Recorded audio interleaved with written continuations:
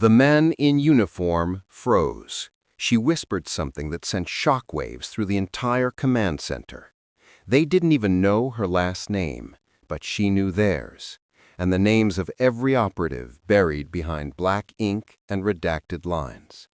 So when she leaned in and whispered one coded sentence, they stopped breathing.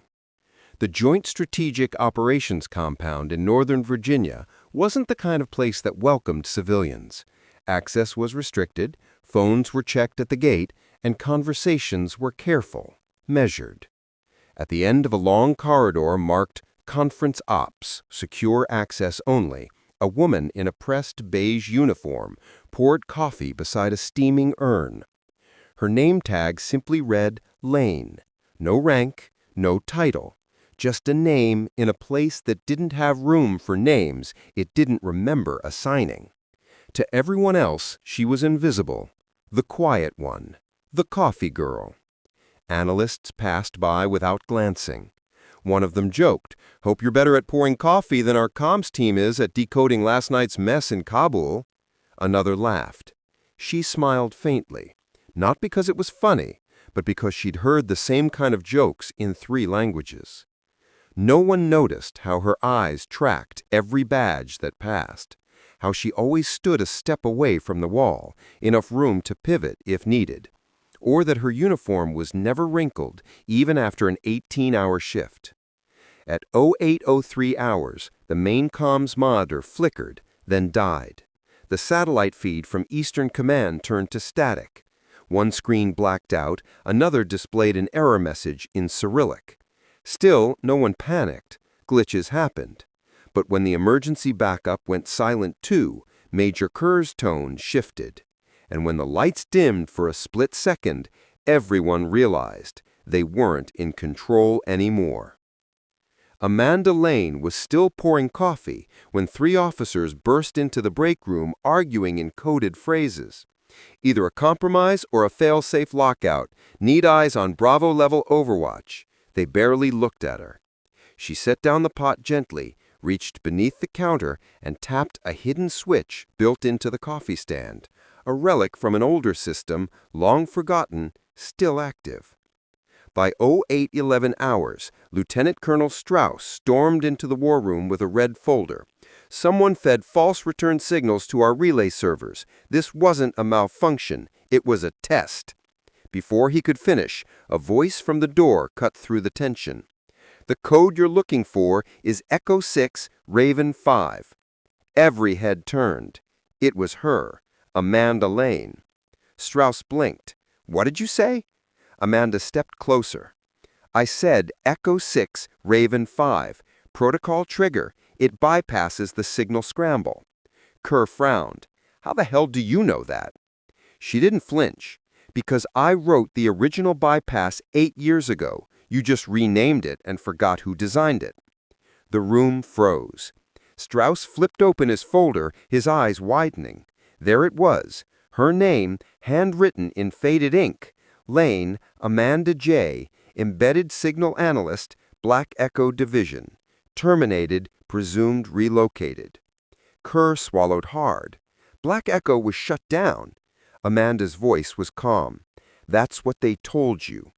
She reached across the console, flipped the manual kill switch, and within seconds, the comms feed returned. The static vanished. Kabul was back online. "Who are you?" Kerr whispered. She just took a sip of coffee.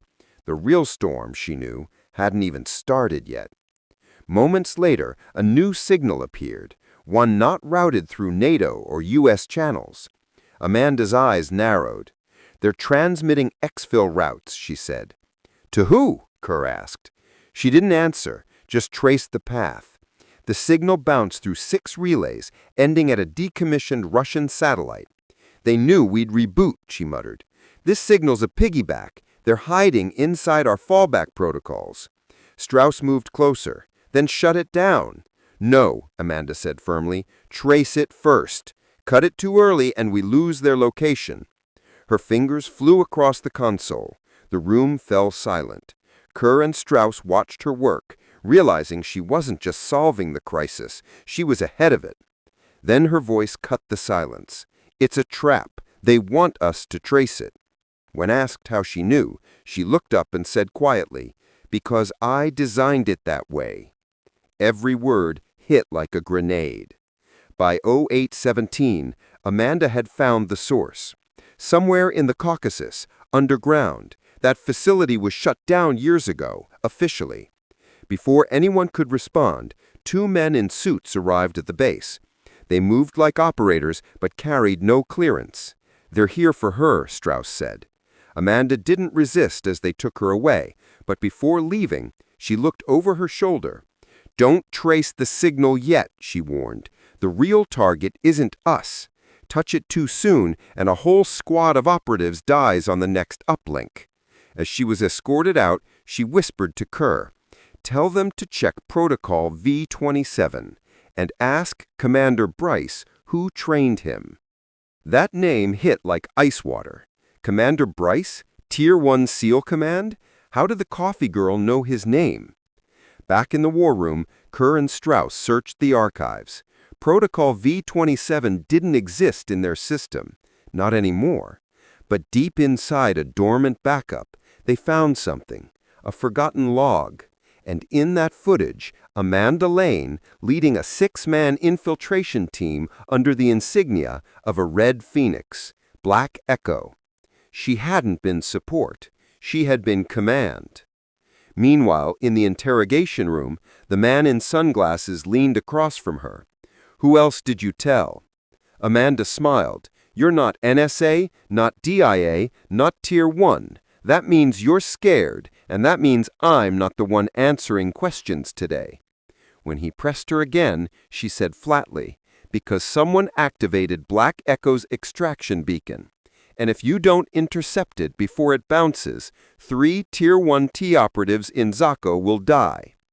Back in the war room, Kerr's console lit up with live telemetry, vitals from a SEAL team, 1 red, 2 flickering. "That's Bryce's team," he muttered. Amanda hadn't caused the leak. She had rerouted it to expose the mole. Moments later, Kerr's voice echoed over the intercom. "Lane, this is Kerr. We owe you an apology. We need you back in the war room." Amanda stood calmly, looked at her interrogator, and said, "Next time, offer cream with the coffee." Then she walked out. At 0904 hours, she returned, not escorted, but invited. She approached the main console, removed her name tag, and dropped it on the table. The red pulse on the map blinked faster.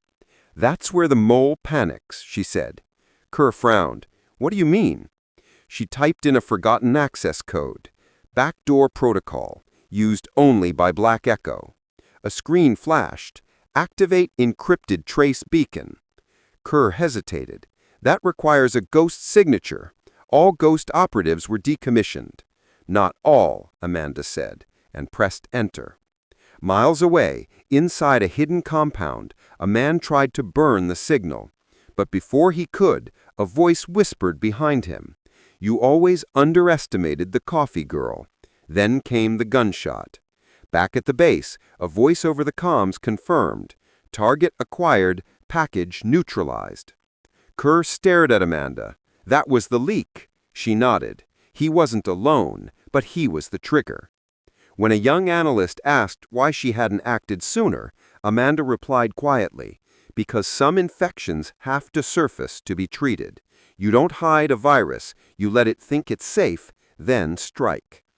At 10:23 hours, she walked out of the war room.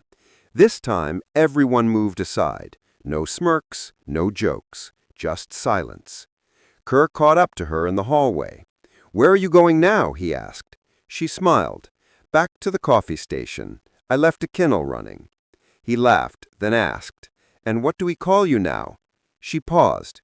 "Whatever you like," then turned back once more. "Ghost will do." Amanda Lane was never just the coffee girl.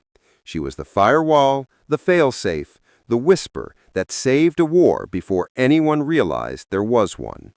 Not every battle is fought with guns. Some are fought with silence, patience, and a single coded word.